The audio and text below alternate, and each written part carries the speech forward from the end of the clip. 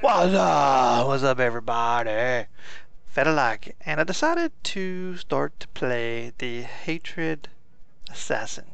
Yes. What better to do than to play the Hatred Assassin? And here is the spec that I'm playing with right now. I'm only 58, so this is mid-level. And the team we're up against, as you can see, I'm showing here. I think there's a 55, a 57, and a 33 and a 37.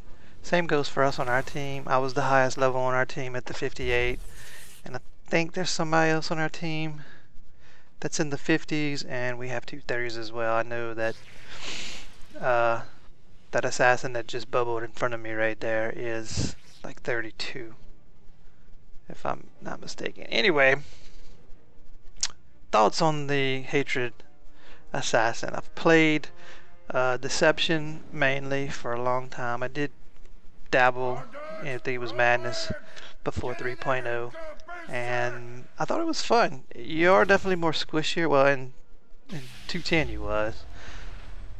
You're not as squishy, I don't think. You're still squishy compared to Deception.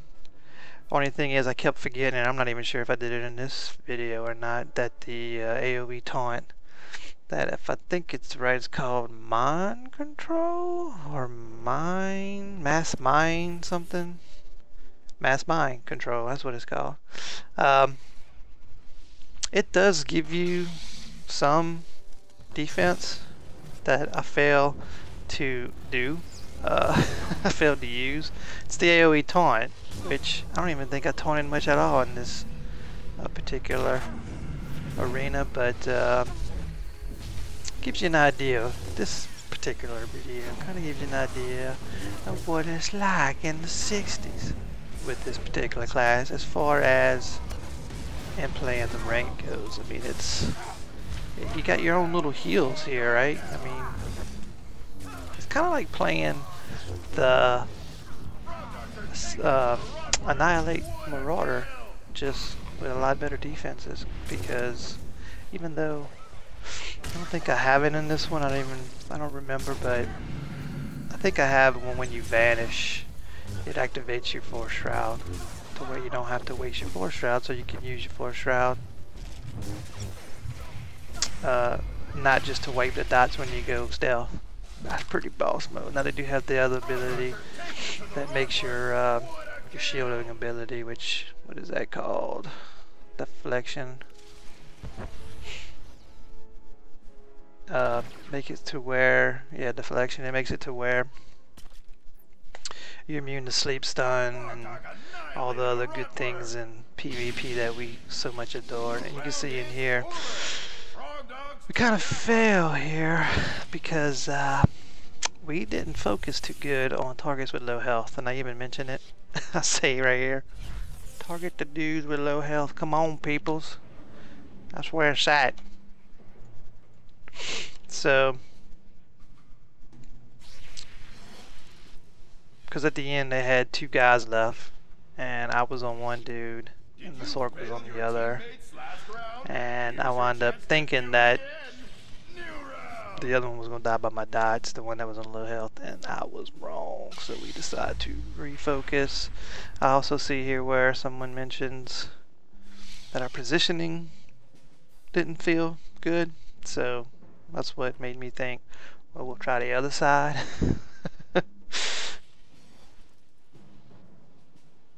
But overall, I mean, it feels very OP, and there's nothing wrong with that. But I really enjoy playing this class because of how much OPness it was, if you can say that. It feels as almost, you do your discharge, you gotta have your discharge on, and then I usually tend to spread the dots by hitting the death field. See here, I'll put the discharge up first and then spread the dots. They were all right there, boom. So then it's just, hitting with thrush till you see something light up, and then you hit whatever lights up. Done. I mean, it's either going to be assassinate or it's going to be your heavy dot there, which I forgot completely what that's called. Sorry, I haven't played this class enough to have memorized all the abilities. but it's definitely your level 57 ability. What is it called before that? Mind Crush? It replaces Mind Crush. Anyway, I have it showing up if you look on the, just right over here a little bit. Just right there. You see it's right there. It's actually right next to my death field. But pretty much, it's discharge, thrush, and hit what lights up. Of course, except for your leeching slash, which is your nice little hit that gives you a heal. And that round we wound up winning that time because I think we were more focused. But again, you can see the damage compared to everybody else. Damage is pretty good. Also, at the end of this video, I'll show the damage taken. Here lately, that's what I've been comparing my Marauder against, is how much damage I can take. So at the end of arenas or at the end of matches, I'll look. It's not how much damage you do to me. It's how well you are. How well is it for you to stay alive? How easy is it for you to stay alive? And for Juggernauts, well, for my Marauder, it looks like I can take about anywhere from 35,000 to 50, 60,000. This is without any healers. This is just by myself. You know, that's about the max at the end of a round when I click on total overall and I look at the death. That's about all I can take. You look at Juggernauts, because they have the good defense. You know, they have Endure, which then you can pop Endure, which gives you 20%, 30% temporary health, and then pop your med pack. And that's almost like boom, you almost back up to full health. And then of course they have Enraged Defense. I think that's what it's called, where you know you pretty much can go to full health with that. By the end of those matches, they can take about 200, well, about 180 to 250. I notice. I'm like, wow, that's just crazy to be able to take that much damage without a healer. That's just you. You can take that much damage and dish it too. Here again, I see that overall I've taken 112 so far. We have no healer. Well, that was total, so that was the end of the match. So, what can I say? You can take the damage with this tune and dish it. Not as much as a Guardian, but the fact that you have the escapes and the stealth, that just makes up for it. So anyway, thanks for watching.